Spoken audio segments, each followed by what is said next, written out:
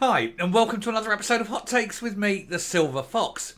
If there is any reason to vote Labour at the next Holyrood election, it is purely for the joy it will bring if Anna Sarwar makes good on a promise. Anna Sarwar has said that should Labour form the next government of Scotland at Holyrood, he will open the books. He will open all the files. He will reveal everything that's been going on. By that point, nearly 20 years of an SNP government. He will expose it. He will tell the truth.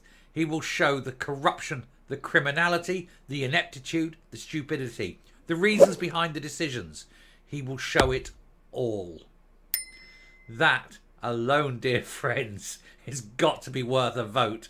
Even if it's only for one term, it's got to be worth it. Wouldn't you just love to see everything exposed about that party and how awful it undoubtedly will be? I do hope that Anna Sarwar is not just saying this. I hope he's being genuine.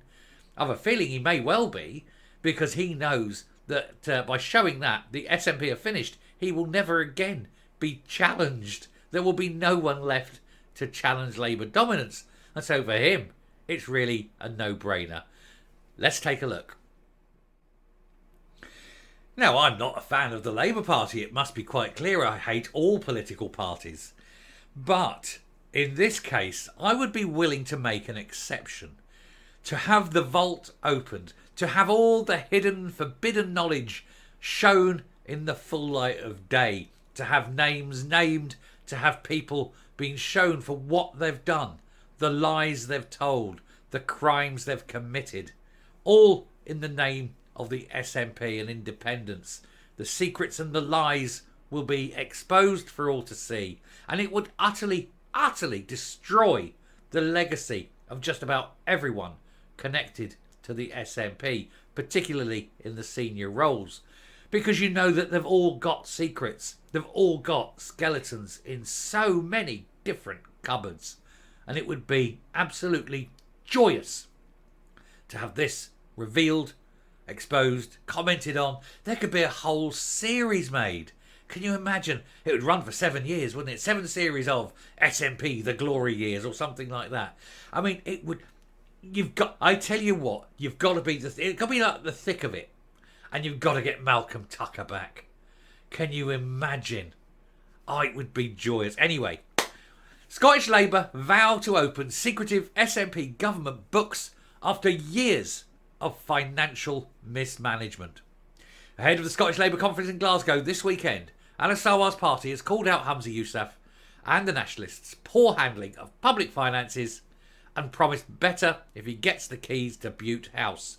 To be honest, he couldn't do worse. Even by dumb luck, he's got to get some things right. And of course, Labour wouldn't be looking at policies through the lens of nationalism. Sure, they'll do things that you're going to disagree with. They'll do things that will be wrong. They'll be doing things that utterly infuriate you. But at least they're doing something in a way that is pushing their agenda, not pushing independence, which is damaging to everyone. So who knows? Who knows? It could be good. I'm not sure. I don't know. But it's got to be better than where you are. Anyway, Scottish Labour have vowed that if the party wins the keys to Bute House, it would open the books on nearly 20 years, by that point, of the SNP government's financial mismanagement. The party's finance spokesman Michael Marra claimed it would be a transparent administration, the direct opposite of what the current executive have presided over. Leader Anna Sarwar is gearing up for the Scottish Labour conference at the weekend, in what is expected to be a buoyant event, considering the polls at the moment. Well, he's walking in there, isn't he? He's on cloud 9. He's bouncing into here. He's going to be going, look at this. We've got the best polling rating for a generation, effectively. He knows that come Westminster elections, probably in October, he's going to be sitting there, not directly related to him because he's Scottish Labour, not the Labour Party at Westminster. He's the Scottish Labour at Holyrood. But even so, they will be sitting there geared up, knowing they're going to win, seeing the momentum, seeing the change.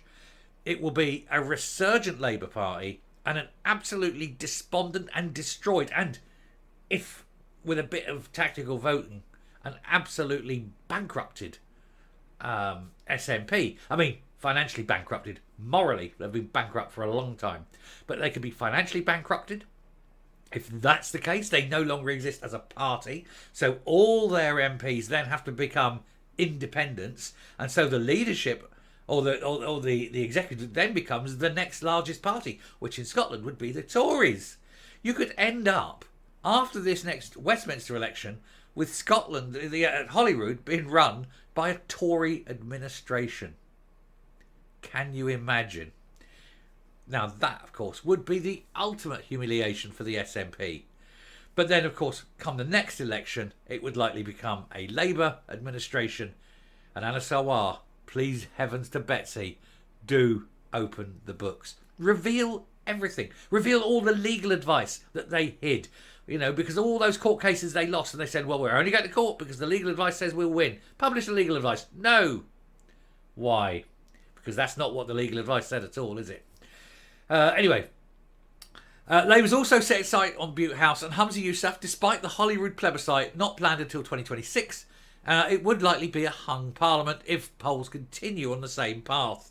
Scottish Labour took aim. Well, it wouldn't be a hung parliament because Labour would undoubtedly go into a power sharing agreement with the Lib Dems. And then even if that wasn't quite enough, they'd do a supply and demand agreement with the Tories, because the Tories would rather work with Labour than have the SNP in charge. And they've made that quite clear. They wouldn't have anything formal, but they would have an informal relationship. That's the gist. Anyway, Scottish Labour took aim at the Scottish Government's shroud of secrecy towards public finances and the lack of transparency, and it has perpetuated. This all came to the forefront during the UK COVID inquiry, where numerous senior SNP politicians admitted deleting informal messages during the pandemic. The SNP, for all their blunder, they always say, oh, look, we're open and we're transparent. Then ask them to tell you something. No.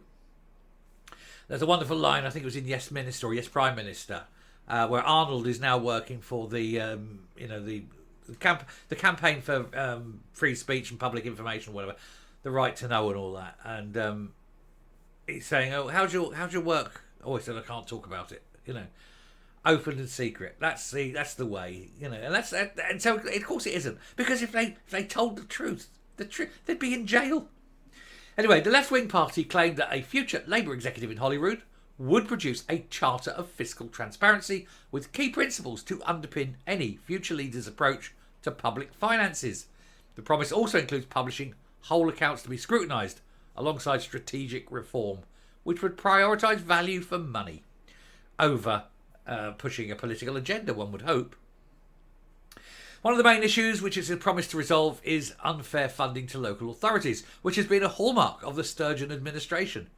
Mara claimed that he would look to launch an independent Barnett-style formula to stop councils being shortchanged. I've always maintained it should all come from central funding, and it should be done on a per capita per square area, per capita per square metre kind of basis.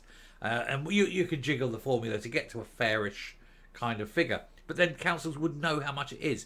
But also not having local councils overspending because of political, we're going to charge more for this, we're going to charge more for that, and doing it political at a local level. On funding now, we're only talking about funding. Ruling's different, but purely on the funding. They're not forcing certain people in certain groups to pay more, and if it's all centrally come out. And that way you can even deal with it through income tax, which would be a much fairer system. But anyway, he blasted the current Scottish Government's financial mismanagement and economic failure. He claimed his party's pledges gave voters cast iron commitment. We don't care. It's all politics speak. It's trying to push an agenda for his election, but that's fine. He said from bottled recycling schemes to frozen infrastructure projects, public money has been frittered away by the SNP, while a shroud of secrecy has been thrown over the whole of government finances. Enough is enough. In a cost of living crisis, he says, Scots know all too well the need to get value for money. They deserve a government that is committed to doing the same. He's quite right, and you're not getting value for money from the likes of Humza Yousaf and his crowd of idiots, morons, thieves, liars, fraudsters, and other assorted criminality. Do please do it, Anas. Do please open those books. Let us see the truth, and let us all have a good laugh, and maybe have a few of them charged, arrested, thrown into jail, and the door locked and the key thrown away. Coming up. On hearing this news, there will be a lot of people in the SNP who will now start to become very, very worried. And it makes you wonder if on the last day before the next Holyrood elections, there isn't a big bonfire in the grounds of Bute House as they all rush out, burn everything. Oh dear, there's been a terrible mistake, as they destroy the evidence of all their malfeasance and misdemeanours, of all the thievery and ineptitude. They'll just try and clear the books to make sure that none of them go to prison for what we think they need to go to prison for. Some of them, of course, need to go to prison for some very serious crimes indeed. Crimes of which I cannot mention because I don't want to lose my house. But crimes nonetheless. Anyway, I shall finish there. Thank you very much for watching. Do please hit that subscribe button, ring the bell, leave a like, leave a comment, please share the video. And until next time, stay safe, stay well, and I will speak to you later. Bye.